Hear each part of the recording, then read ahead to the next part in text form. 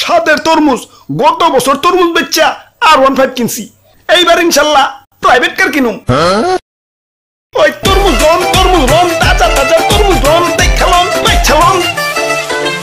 আমি অসাধু ব্যবসায়ীর মতো কেজি হিসেবে তরমুজ বেচি না, পিস হিসেবে বেচি। ওই বেচালন দেখালন পিস হিসেবে তরমুজ লন। জেনে জি গাই হেনে খালি কয় তরমুজ 100 টাকা কেজি। এত টাকা তরমুজ কোন যাইব না, অন্য দোকানে দেখতে হইব। ওই তো একটা দোকান।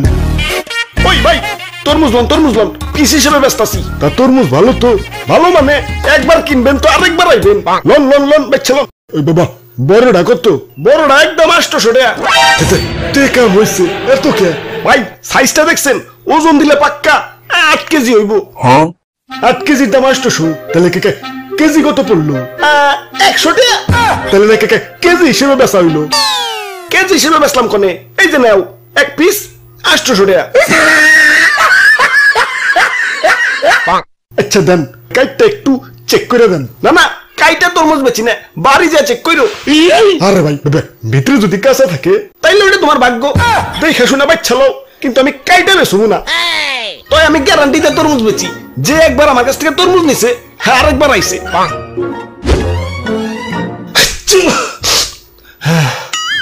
হাই রে ঠান্ডা লাগছে রে ভাই, এটা তরমুজ দাওছে।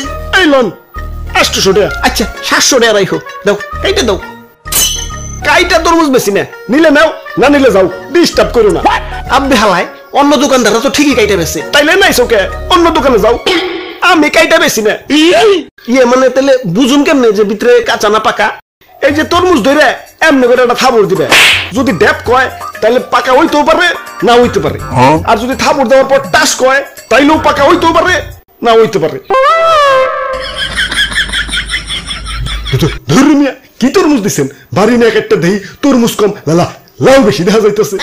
মিশামিশি গ্যারান্টি দিচ্ছেন মিয়া। দেন বাবা পাল্টিয়ে দেন। পাল্টিয়ে দিতাম, কিন্তু তুমি তো কাইটা রিজেক্ট বানিয়ে ফেলাইছো। এখন তো পাল্টিয়ে দেন যাবো না। আর গ্যারান্টি তো ঠিকই দিছি, একবার তরমুজ কিনবে তো আরেকবার আইবে। আরেকবার তো ঠিকই আইছো। কি ভাই আরেকবার আইছে না?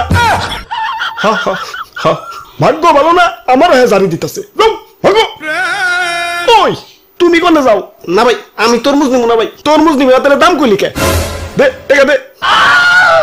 আমি ফাইসা গেছি মাইন কারছি পাই। ওরে বাপুরে, অনেকক্ষণ ধরে তামাশা দেখতাছি। ইয়া খারাপ, ইয়া তোমারে শিক্ষা দিতাছি। ওরে বাপুরে, ইয়া দেও আমার একটা তরমুজ দেও। দাদু তরমুজ কিন্তু কাটতে বেশি না, আগেই কয়ে রাখলাম। এইটা তো অতি উত্তম খবর। ইয়া বিয়া করার সময় তো পাত্রীর উপরে দিয়েই বিয়া করি। ইয়া বাকিটা বাড়ি যাই না, অমনি তরমুজও বাড়ি নেই কাটুম। এই তো দাদু তোমার কথা ভালো লাগছে।